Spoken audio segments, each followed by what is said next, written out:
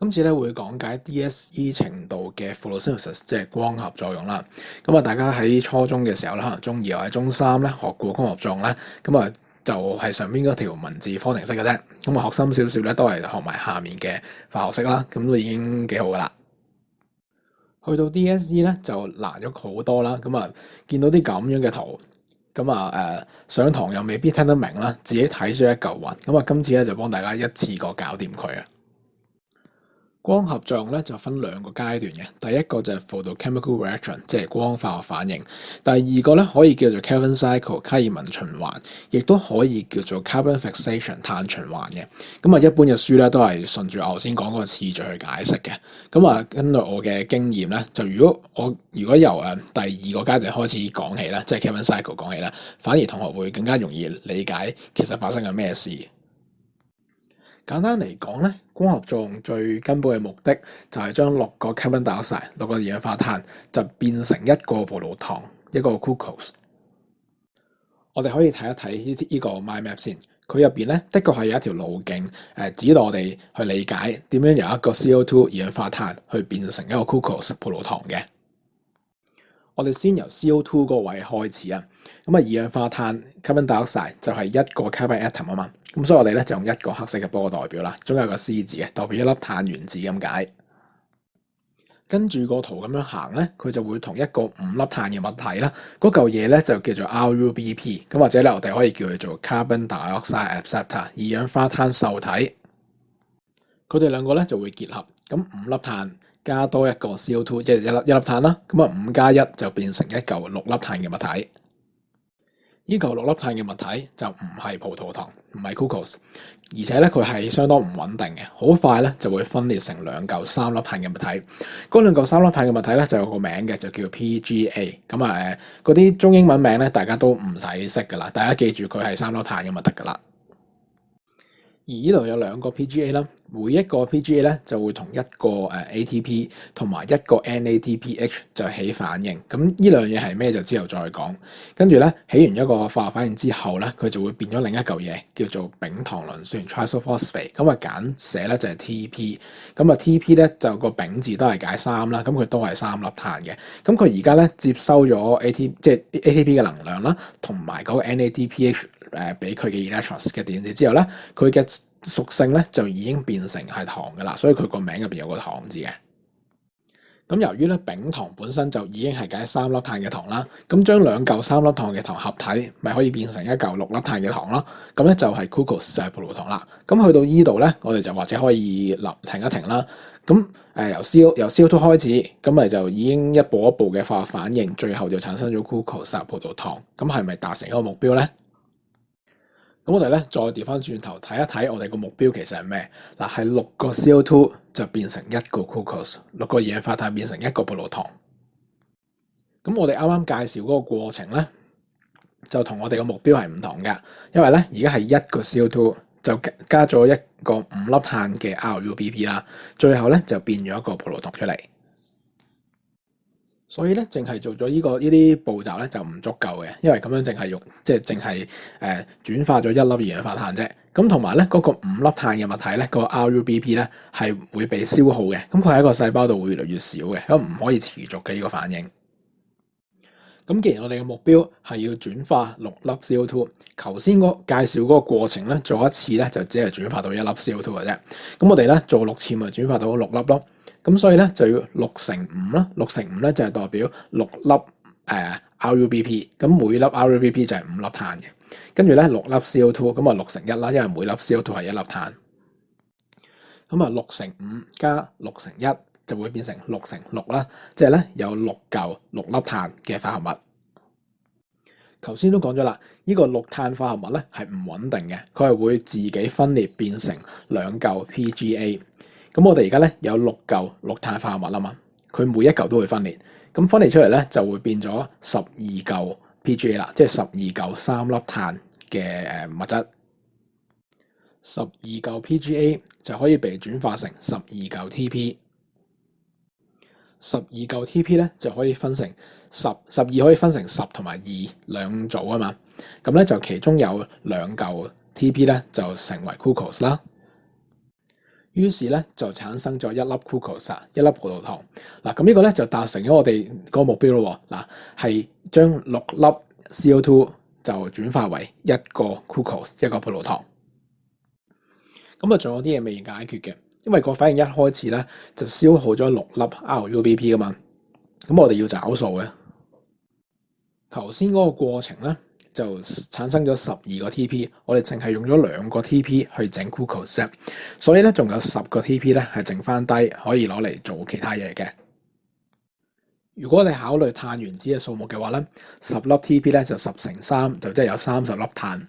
嗰30粒碳咧經過重組之後咧就可以整翻6個RUBP 出嚟嘅，因為10乘3係等於6乘5嘅。咁我哋咧就找翻條數啦。咁既然咧 RUBP 條數已經找翻嘅話咧，我哋睇呢個反應。咁呢個反應咧淨係睇碳原子佢嘅變化咧，就係6個 CO2 就變成咗一個 glucose， 其他嘢咧就不變嘅。咁成個圈淨係睇 carbon atom 就係可以一路永續落去啦。咁但係咧個過程入邊咧左上方咧係消耗咗 ATP 嘅，即係要2個 ATP 變做2個 ADP。跟住咧右下方咧就同時消耗咗 ATP 同埋 NADPH 嘅。咁呢條數咧又係要找嘅喎。如果唔係咧，個細胞入邊呢兩樣嘢 ATP 同埋NADPH 咧就會越嚟越少噶啦。咁條數點找咧？我哋就要翻去光合作用嘅第一個部分嗰度，咁就係 photochemical reaction 光化學反應。photochemical reaction 光化學反應就係光合作用入邊咧涉及葉綠素 chlorophyll 同埋光嘅部分。當光射咗落去 chlorophyll 葉綠素之後咧，就會令到葉綠素啦，呢種葉綠素叫做 P680啦，咁咧佢咧就會令到佢入邊嘅其中一粒 electron 電子就會彈咗出嚟。我哋咧就會話光係 activate， 即係激活或者活化咗一粒電子啦。咁嗰粒電子咧就由個葉綠素跳咗出嚟之後咧，咁嗰粒 electron 係帶一個 negative charge 啊嘛，一個負電荷嘅，咁就會喺個葉綠素度咧就留低咗一個 positive charge， 即係一個正電荷。咁一個 chlorophyll 咧，我哋就要俾翻一粒 electron 佢填翻佢嗰個 positive charge 個窿嘅。咁咧嗰粒電子咧就喺水嗰度嚟嘅。咁第一條式就未 balance 嘅啦，即係你睇翻啲 atom 啊電荷數係唔啱嘅。咁我哋 balance 翻佢咧就係下面嗰條式先啱嘅。呢個用光去將水分解呢個過程咧就叫 photolysis。咁啊 photolysis of water 即係水的光解。咁喺之後解説嘅過程咧，我就唔再考慮嗰個 balance equation 嗰個問題啦，費事再將個問題複雜化。俾翻粒電子個 chlorophyll 咧，咁佢嗰個 positive charge 咧就會消失啦。而喺上一個 step 嗰度咧，我哋彈出嚟嗰粒 electron， 即係 activate 激活出嚟嗰粒電子咧，就會俾一嚿叫做 electron acceptor 啦，電子受體嘅嘢收留咗。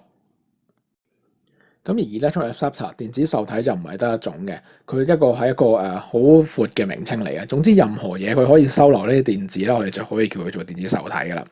咁跟住咧，所以咧嗰粒電子俾第一個 electron acceptor 電子受體接收咗之後咧，佢就會好似波咁樣俾人傳來傳去嘅。咁經過一系列嘅傳遞之後咧，就會傳咗俾另一粒 electron acceptor 另一個電子受體。咁粒電子喺一堆 electron acceptor 之間嘅傳遞咧，就叫做 electron transport chain 電子傳遞鏈，就係咧嗰條樓梯級咁嗰條線啦。就好似流動嘅水可以攞嚟發電一樣啦，流動嘅水可以釋放入邊嘅 energy 啦。咁呢個電子嘅傳遞咧，流動嘅電子即係電流啦 current， 咁佢咧都係可以釋放啲 energy 出嚟嘅。咁今次咧佢釋放嗰個 energy 咧就會被轉化成 ATP， 咁將 ADP 變成 ATP 啦。咁呢個過程咧喺我哋喺學respiration 呼吸作用嘅時候咧會再詳細啲咁講嘅。而呢粒電子咧，佢傳下咧，就會傳咗去 chlorophyll 葉綠素嗰度，係另一粒葉綠素。咁佢個名咧就叫 P78啦。咁葉綠素有兩種嘅，一種就係頭先講嘅 P680，一種咧就係而家講嘅 P78。咁呢粒 P78咧，呢個 chlorophyll 咧，佢都係葉綠素嚟噶嘛，佢都可以吸光嘅。咁俾陽光再照射之後咧，又可以將佢入邊嘅一粒 electrons 咧就 activate 彈出嚟。彈出嚟嗰粒 electrons 咧就會俾一個叫做 NADP 加嘅 electron acceptor，而電子受體就接收咗，呢個名係要記嘅。咁當佢接收咗兩粒電子之後咧，佢個名咧就會叫做 NADPH 啦。由於 NADP 加咧，佢係可以收留啲電子噶嘛，咁佢都符合嗰個定義，我哋都可以叫佢做 electron acceptor 嘅。咁但係咧，佢有一個更加重要嘅角色咧，就係佢係會將啲電子咧就搬運去啱啱所講嘅carbon fixation 或者叫 Calvin cycle 啦，碳固定或者叫卡爾文循環嗰度。咁所以咧，我哋通常咧就會叫佢做 electron carrier 電子載體，去強調佢接收咗啲電子之後係會載佢去另一個地方呢一個特性。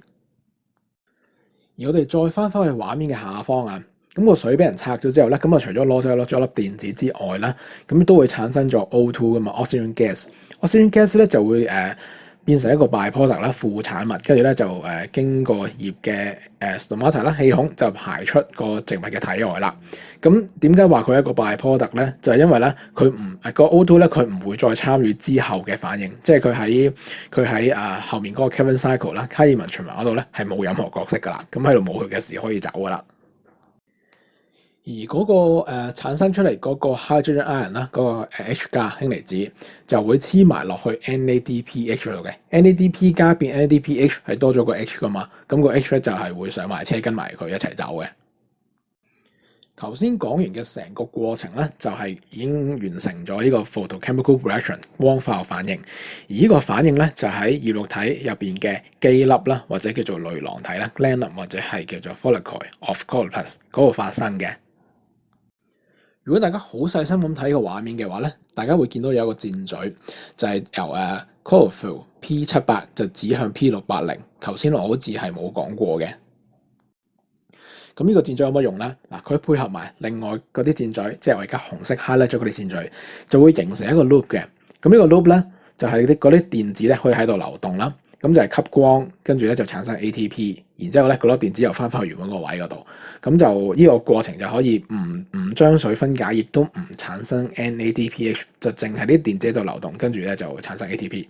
咁呢個以前 A-Level 係要考嘅，咁而家 DSE 咧就已經好似冇出現過噶啦，咁就大家得個知字咁就得噶啦。咁我哋總結一下成個過程，咁啊就係咧photochemical reaction 光化學反應，就係將水分解咗，咁咧個 O2 就氧氣啦，就係一個 byproduct，跟住就離開，之後冇佢嘅事噶啦。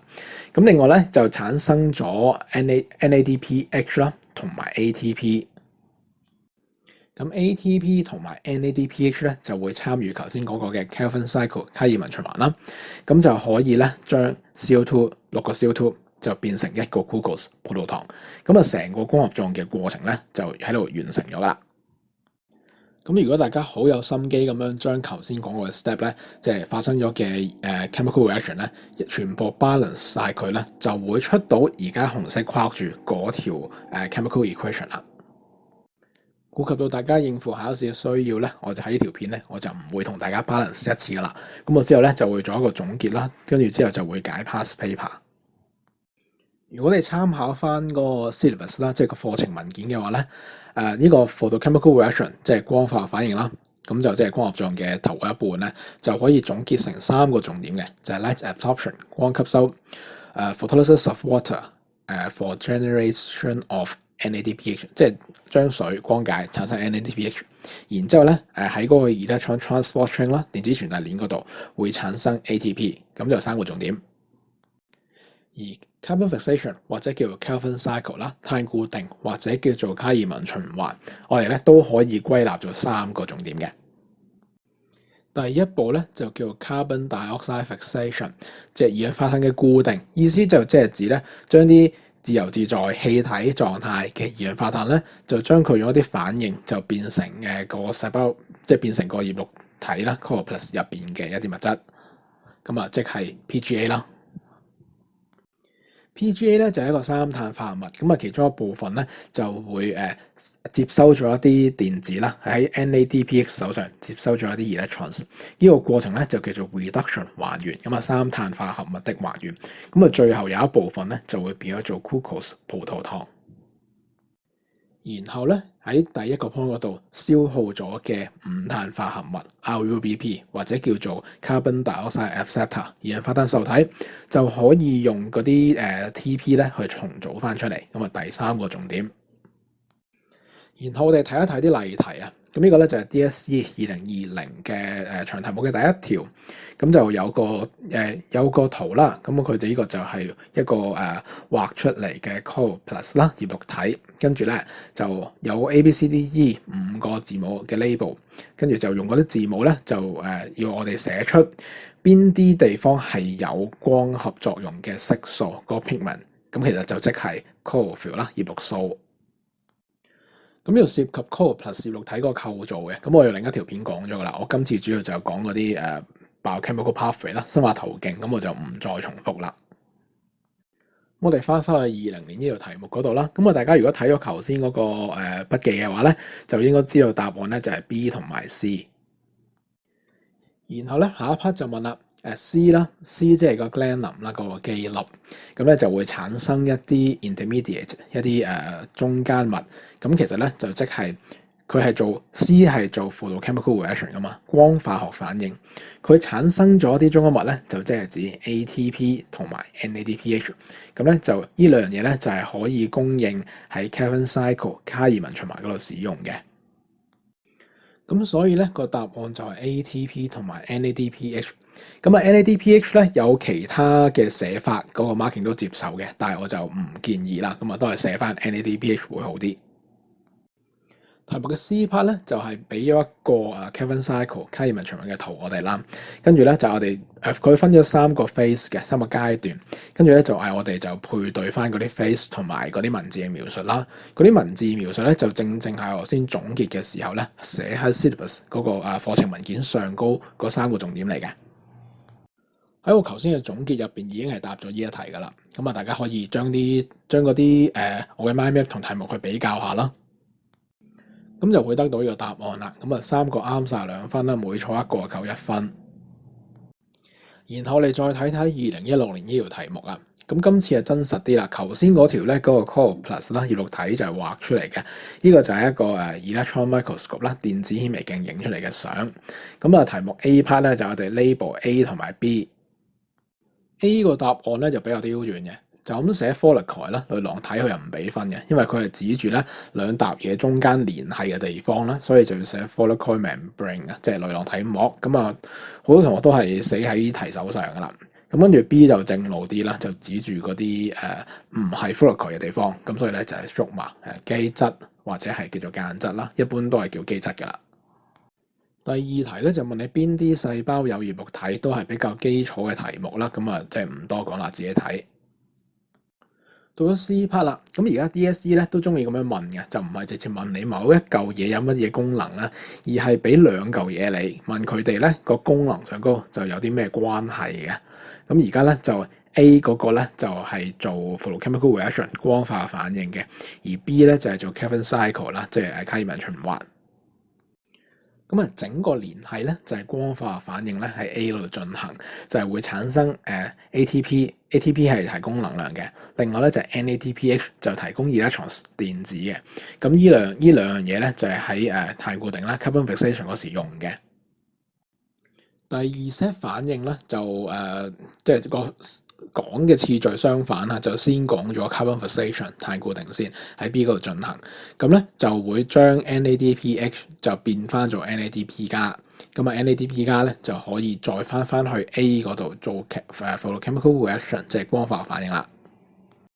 而喺1年之後咧，2017年咁長題目嘅第7題嘅 C part 咧，其實又係問呢樣嘢嘅，咁就又係問 ATP 同埋 NADPH 究竟有乜用啦。咁呢一題咧問嘅嘢都係嗰啲內容，不過個角度有啲唔同啦，就唔係聚焦喺光化學反應同埋碳固定之間嘅關係，就係ATP 同埋 NADPH 各自嘅功能。咁個 marking 大家就自己睇啦。最後咧就揀咗幾條 DSE 嘅 MC 就留翻俾大家做一個總結啦。咁就成條片聽得明嘅話就應該係識做噶啦。